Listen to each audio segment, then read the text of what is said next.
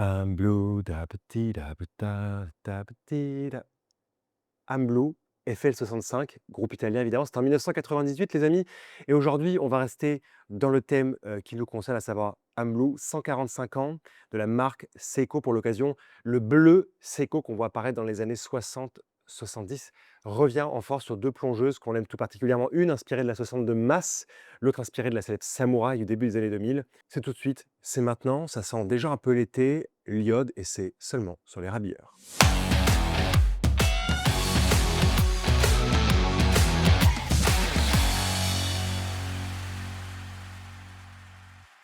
La marque Seiko, je l'aime beaucoup puisque, ses origines remontent au début des années 1880 quand Kintaro Hattori, alors il est juste âgé de 22 ans. Aujourd'hui à 22 ans, on commence à peine à acquis les tables de multiplication, je plaisante, ouvre son atelier de réparation, de pendules à Tokyo, pendules et autres articles en horlogerie. Il va évidemment développer petit à petit beaucoup plus d'autres qualités et on verra apparaître en 1913, même si elle ne porte pas la mention sur, son cadran, la première montre, Seiko Laurel, développée justement par Kintaro Hattori. Donc des horloges murales qui produisaient avec, l'usine Seiko Shei va passer aux montres de gousset, puis ensuite aux montres bracelets, comme je vous le disais, au milieu des années 10 avec la Seiko Laurel. Tout ça va se développer un petit peu. Il y a d'autres modèles de montres qui vont sortir. Il va y avoir une perte de vitesse progressive et un retour étonnant dans les années 60-70 pour aujourd'hui faire de la marque Seiko la marque qu'elle est, exceptionnellement importante, sortant des modèles dans plein de gammes différentes. Et aujourd'hui, moi j'ai le plaisir de vous retrouver pour vous parler exactement des 145 ans. Pour les 140 ans,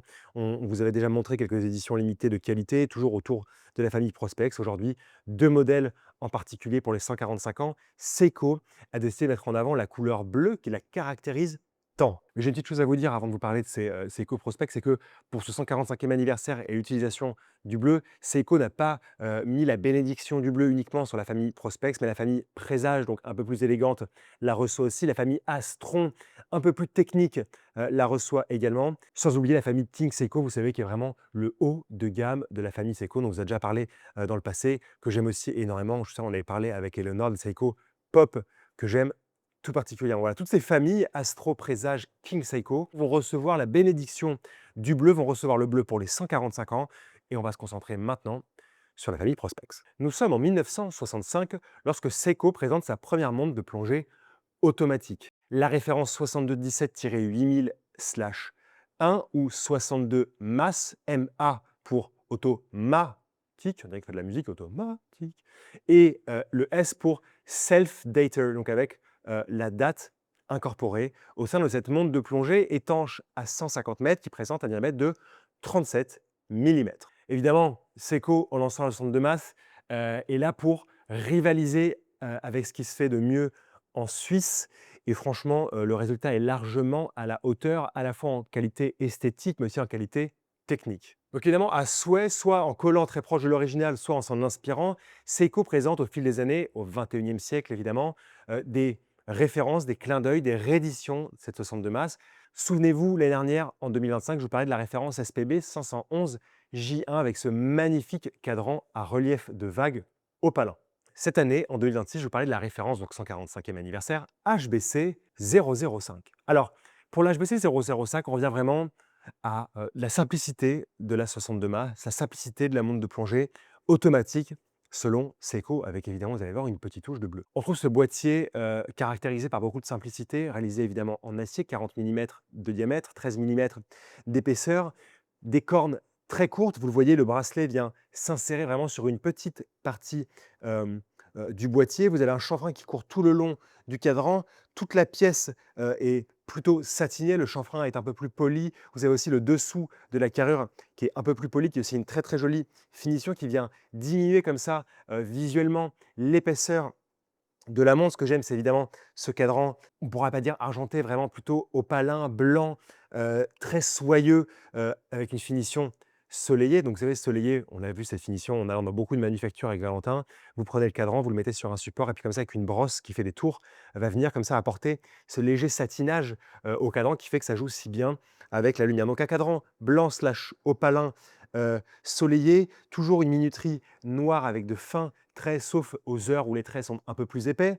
Vous allez avoir de larges index rectangulaires en applique argenté avec la dose de matière luminescente, des aiguilles fastées plutôt larges, surtout pour l'aiguille des heures argentées polies avec aussi leur belle dose de matière luminescente. Moi, ce que j'aime évidemment, c'est le fait d'avoir une date entre 4 et 5 heures qui est juste minuscule, donc on prend l'info rapidement. En même temps, ça ne va pas gâcher un peu la structure, l'équilibre du cadran. Et aussi une aiguille centrale, la seconde centrale bleue, avec sa lollipop rectangulaire, donc savoir cette excroissance au bout de l'aiguille, à l'extrémité de l'aiguille, avec aussi sa dose de matière luminescente. C'est-à-dire que dans l'obscurité la plus totale, vous pouvez avoir les informations à la fois heure, minute, mais aussi seconde, et se repérer à l'aide des index luminescents. L'autre qualité de cette montre, et je trouve que d'année en année, on s'améliore chez Seiko, c'est la lunette tournante unidirectionnelle molletée en acier avec un clic, écoutez-moi ça, vraiment très qualitatif, ce qui est vraiment hyper important quand je prends une montre de plongée dans la main. La première chose que je regarde, c'est le clic, et si le clic n'est pas qualitatif, Nicolas est très déçu. Ah, je vous saoule avec mon clic, mais je l'aime ce clic.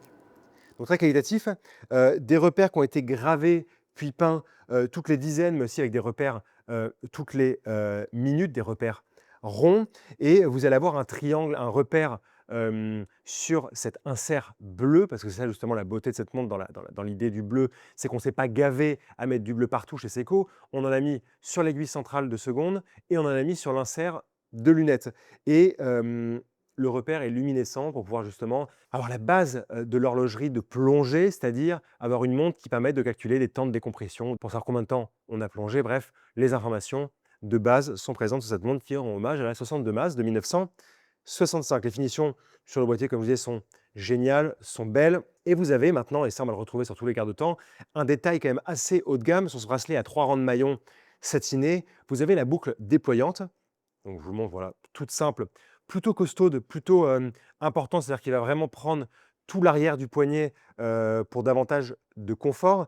Vous avez un réglage à la boucle de 15 mm qui va par incrément de 2,5 mm, ce qui fait que, ou bien vous voulez l'adapter sur votre combinaison de plongée, ou bien vous avez le poignet qui gonfle ou qui dégonfle selon l'été. Là, on part, actuellement, il fait 40 degrés dehors, donc ça peut vraiment servir. C'est un détail assez haut de gamme, et vraiment Seiko maintenant essaie de la porter sur tous ses garde-temps, donc merci Seiko.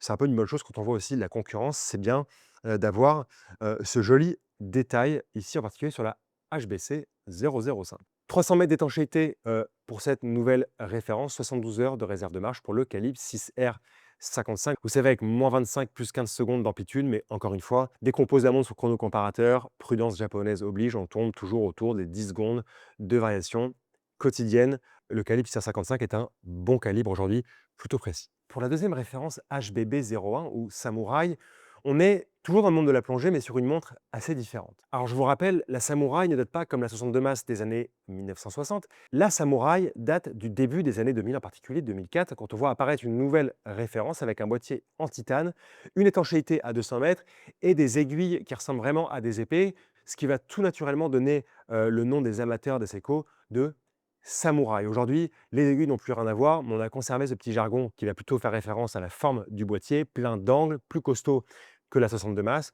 Et donc voilà, le terme Samouraï est resté. Aujourd'hui, je vais vous parler de la référence HBB001 pour le 145e anniversaire de Seiko, et toujours le langage du bleu des années 60 qui nous parle tant. Si jamais pour les amateurs, en 2004, on parlait de la référence SBDA003 dans sa configuration bleu, l'ultime samouraï. 41,7 mm de diamètre pour une épaisseur de 12,3 mm, donc on est un peu moins épais que pour la 62 Mas. Vraiment ici, on a une montre de plongée un peu plus costaude, plus anguleuse. On remarque notamment au niveau des cornes, alors toujours satinées. Ici, il n'y a pas la présence d'un chanfrein qui sont vraiment comme ça, pleines d'angles, qui tombent avec vraiment un degré important, on dirait presque une petite serre d'aigle. Vous avez le pont protège-couronne qu'on n'a pas sur la 62 Mas, qui est ici important. On a cette couronne plus large avec cette petite finition granuleuse qui fait qu'on a une bonne préhension pour la dévisser.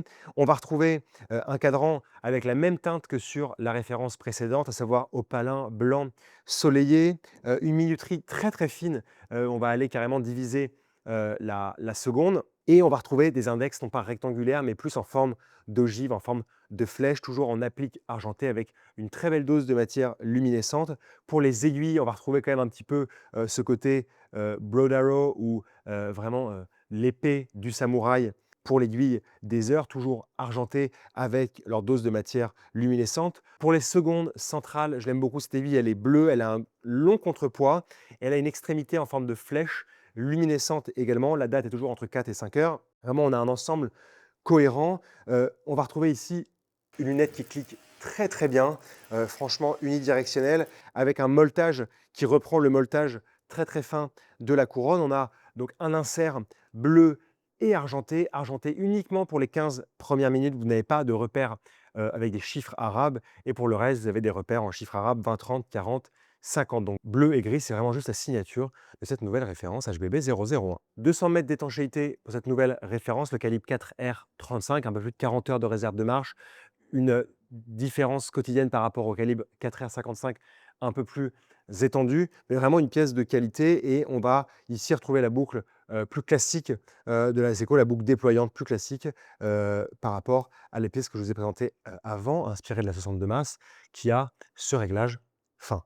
La première référence dont je vous ai parlé, HBC 005, est limitée à 4000 pièces pour le monde, disponible au prix de 1 500 €. Et la seconde référence, HBB 001, boîtier samouraï, 9 999 exemplaires pour le prix de 650 €. Donc vous avez deux montres, la première un peu plus haut de gamme que la seconde. Les finitions des deux sont quand même juste magnifiques. La première, un poil plus technique, plus étanche, un calibre un peu plus précis, la boucle avec le réglage fin. La deuxième, plus brute de décoffrage, mais toujours avec les mêmes finitions, le même détail particulièrement que j'aime beaucoup sur la lunette, avec les premiers repères des 15 minutes qui sont argentés, gris. Vraiment deux belles pièces qui illustrent encore une fois le 145e anniversaire de Seiko, l'utilisation de la couleur bleue qu'on retrouve aussi chez Astron, Présage et King Seiko, avec une Vanac juste magnifique. Vous savez, Vanac, on vous avait réalisé une petite vidéo que j'en mets juste ici.